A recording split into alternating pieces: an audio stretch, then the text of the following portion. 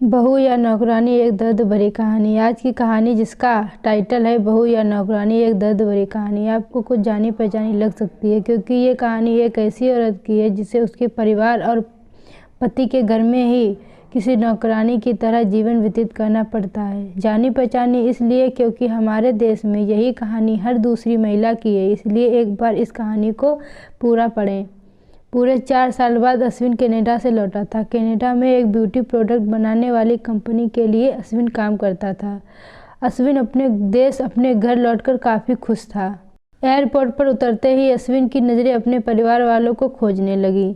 जल्दी ही उसे अपने माँ बाप, भाई भाभी, बड़ी बहन और खुद की 3 साल की बच्ची एयरपोर्ट पर खड़े नजर आई, लेकिन उसकी नज़रें शोभा को खोज रही थी। वो सोचने लगा, ये शोभा मुझे मिलने आई क्यों नहीं, और ऊपर से उसने हमारी छोटी सी बच्ची को भी यहाँ भेज दिया। अश्विन एयरपोर्ट पर सबसे हंसी खुशी मिला। फिर उसने शोभा के बारे में सोचा तो उसकी दीदी बोल पड़ी, भाई वो घर पर ही है, तुम्हारे लिए खाना तैयार कर रही है। वह तो आज ही तुम्हारे आने की खुशी में काम करने लगी है, वरना वो कोई काम कहाँ करती है। अश्विन ने अपनी बेटी को प्यार से उठा लिया, लेकिन उसकी बेटी उसे देखकर रोने लगी। लाओ मुझे दो बच्ची को, वह तुम्हें काफ़ी दिनों बाद देख रही है ना, इसीलिए पहचान नहीं पा रही होगी।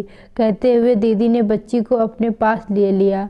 सभी टैक्सी में बैठकर अपने घर की तरफ रवाना हुए। अश्विन अपने परिवार से मिलकर खुश था, लेकिन ये बात कि शोभा एयरपोर्ट पर उसे मिलने नहीं आई उसे काफ़ी परेशान कर रही थी। वो सोचने लगा, क्या खाना बनाना इतना ज़्यादा ज़रूरी था, मुझसे मिलने से भी ज़्यादा, और वो भी जब मैं 4 साल बाद वापस आया हूँ। उन्हीं ख्यालों में घर तक आधा रास्ता बीत गया। अब उसकी बच्ची उसे देखकर रो नहीं रही थी, इसलिए अश्विन उसके साथ खेलने लगा। बाकी का आधा रास्ता भी खत्म हुआ और सब घर पहुंच गए। गाड़ी की आवाज़ सुन शोभा बालकनी में आकर खड़ी हो गई और अश्विन की तरफ देखने लगी। अश्विन भी जैसे ही गाड़ी से उतरा, उसने पहले दरवाजे की तरफ और बाद में बालकनी की तरफ नजरें घुमाई, जैसे वह शोभा को ही देखना चाहता हो। अश्विन से नज़रें मिलते ही शोभा के चेहरे पर मुस्कान झलक पड़ी। अश्विन भी उसे देखकर हल्का सा मुस्कुरा दिया। सभी घर के अंदर गए। शोभा सबके लिए पानी लेकर आई और सभी को पानी देने के बाद फिर से किचन में चली गई चाय बनाने के लिए। थोड़ी देर तक सभी परिवार वालों से बात करने में अश्विन शोभा को बुलाने लगा। माँ ने उसे बीच में टोकते हुए कहा, रहने दो उसे, किचन में थोड़ा काम कर लेने दो, बाद में अपने आप आ जाएगी, तुम बैठो यहाँ, मेरे पास वैसे भी कहाँ ज़्यादा काम करती है वह। अश्विन यही बात दूसरी बार शोभा के बारे में सुन रहा था। अब उसने सोचा कि मेरे परिवार मुझसे झूठ थोड़ी ना बोलेंगे, हर दिन नहीं होता होगा उसको इतना काम, आज थोड़ा सा है, करने देते हैं, बाद में उससे बात कर लूँगा। अश्विन अपने परिवार वालों से बातचीत में एक के बाद एक रिश्तेदार और पड़ोसी अश्विन को मिलने आते रहे और शोभा को किचन से बाहर निकलने का समय ही नहीं मिला। सभी के लिए चाय बनाना, नाश्ता बनाना, यही करते करते शाम हो गई। शाम होते ही अकेली शोभा इस बड़े से परिवार का खाना बनाने में जुट गई। 2 घंटे बाद परिवार वाले खाना खाने के लिए डाइनिंग टेबल पर बैठे, सिवा शोभा के। अश्विन चाहता था कि शोभा भी उसके साथ बैठकर खाना खाए, लेकिन फिर माँ ने कहा, अगर वह भी खाना खाने बैठ जाएगी तो सबको परोसेगा कौन। सभी के खाना खाने के बाद शोभा ने अकेले खाना खाया। रात को सोने के वक्त अश्विन और शोभा अच्छे से मिल पाए। अश्विन शोभा के साथ काफ़ी बातें करना चाहता था, लेकिन वह उसके चेहरे पर थकान और नींद अच्छे से देख सकता था, इसलिए उसने शोभा को परेशान न करने का फैसला किया और उसे सोने दिया। शोभा सोने ही वाली थी कि उसकी छोटी बच्ची रोने लगी, तो शोभा तुरंत उठकर उसे दूध पिलाने के लिए चली गई। अश्विन कब सो गया उसे पता ही नहीं चला। जब सुबह बच्ची की रोने की आवाज़ आने लगी तो अश्विन उठा और शोभा को पुकारने लगा। जब शोभा पास नहीं दिखी तो उसने बच्ची को चुप कराया और फिर से सुला दिया।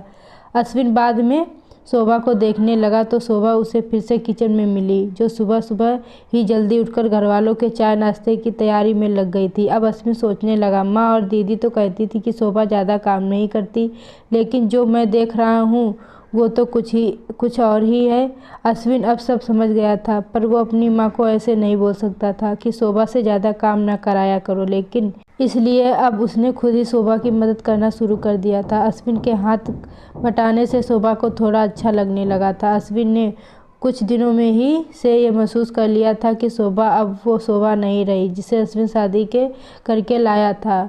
वो तो कोई और थी, जो तोते की तरह बोलती थी, और ये शोभा तो बिल्कुल चुप है, गुमसुम है। ऐसा लगता है जैसे किसी के दबाव में हो, किसी डर की वजह से सहमी हुई हो। अश्विन शोभा को उसके काम और ज़्यादा मदद करने लगा। अश्विन का ऐसा व्यवहार घर वालों को खटकने लगा। घर के सभी बड़ों और उसकी दीदी ने मिलकर अश्विन को समझाया, तुम अपनी बीवी को मदद करते हो, उससे हमें कोई एतराज़ नहीं है, लेकिन तुम्हें भी एक हद तक ही ऐसा करना चाहिए। जब तक कोई तुम्हें ऐसा करता ना देख रहा हो तब तक सब ठीक है, लेकिन जब कोई तुम्हें बीवी के होते हुए बर्तन धोते देखता है तो वो अच्छा थोड़े ही लगता है। और सोचो, आगे चलकर शोभा को तुम्हारे हेल्प की आदत पड़ गई तो तुम्हारा अपना काम में ध्यान लगना मुश्किल हो जाएगा। अश्विन हमेशा से ही अपने परिवार वालों की बात मानता आया था। जिस तरह से सबने अश्विन को समझाया था, अश्विन भी उसकी बातों में आ गया। अब अश्विन शोभा की मदद करने से कतराता था। कभी कभार वह बच्ची के लिए दूध गर्म कर लिया करता था, उससे ज़्यादा कुछ नहीं। घर वालों ने अश्विन को विदेश जाने से मना कर दिया और कहा कि यहाँ पर कुछ काम कर लो। अश्विन ने अब घर में ही ब्यूटी प्रोडक्ट ऑनलाइन बेचना शुरू कर दिया। उसका परिवार भी बढ़ गया। अब उसे 2 बेटियां और 1 बेटा था। दोनों बेटियां स्कूल जाने लगी थी, लेकिन बेटा अभी भी छोटा था। जितना अश्विन कमाता था उतना सबके लिए काफ़ी न था। काफ़ी सोच विचार करने के बाद अश्विन ने यह फैसला किया कि वह अब शोभा के साथ शहर में जाकर रहेगा, जहां पर शोभा भी काम कर पाएगी और वह घर से ही अपने ब्यूटी प्रोडक्ट बेचना शुरू कर रखेगा। इस तरह से वे सब अपने पैसों की तंगी को पूरा करेंगे। परिवार वालों ने भी इजाज़त दे दी। अश्विन चाहता था कि माँ भी उसके साथ रहे, लेकिन माँ को शहर जाना मंजूर न था। माँ बड़े भाई के साथ रहने लगी। शहर में अब शोभा नौकरी करती और अश्विन घर से ही ऑनलाइन अपने प्रोडक्ट्स बेचता। कई साल ऐसे ही बीत गए। शोभा घर का काम और बाद में बाहर का काम करके पहले से ही भी ज़्यादा थकी रहने लगी। परिवार वालों की अश्विन के दिमाग में डाली बातें अभी भी उस पर असर करती थी।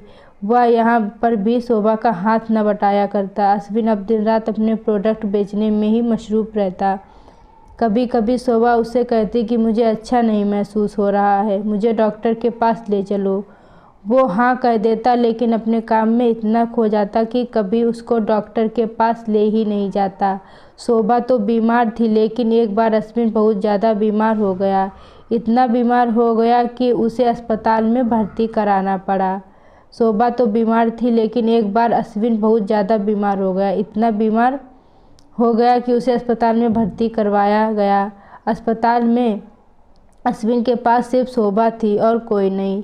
इतना बीमार होने के बाद भी उसके परिवार वाले सिर्फ उससे मिलकर वापस अपने घर चले गए। उसका सहारा बनने के लिए, उसकी तकलीफ़ बांटने के लिए कोई भी उसके साथ नहीं था। बिस्तर पर पड़े और शारीरिक तकलीफ़ से गुजर रहे अश्विन को अपनों का ऐसा व्यवहार बहुत तकलीफ़ दे रहा था। फिर वह सोचता कि उसने भी तो शोभा के साथ ज़िंदगी भर यही किया है। क्या वो शोभा का जीवन साथी सिर्फ नाम का ही नहीं था? जब साथ देने की बारी आती थी तो उसने दूसरों के बहकावे में आकर उससे किनारा कर लिया था। यहाँ तक कि शोभा के खुद अपने मुंह से कहने के बाद भी उसकी तकलीफ़ को वो नज़रअंदाज करता आया था। अश्विन को अब अपना दर्द शोभा के दर्द के आगे मामूली सा लगने लगा। उसके दर्द को न बांट कर उसने बहुत बड़ा गुनाह किया हो, उसे ऐसा लगने लगा। पश्चाताप के आंसू अश्विन की आंखों से बहने लगे। उसने अपनी सारी गलतियों और गुनाहों के लिए शोभा से माफ़ी मांगी। दोस्तों, जीवन साथी का मतलब होता है जीवन के हर उतार चढ़ाव में, जीवन के हर मोड़ में जो साथ दे। साथ होने और साथ देने में उतना ही फ़र्क होता है जितना सिर्फ वादा करने में और सचमुच वादा निभाने में होता है। दोस्तों, एक पत्नी की दर्द भरी कहानी पति के दृष्टिकोण से हमने बयां की है।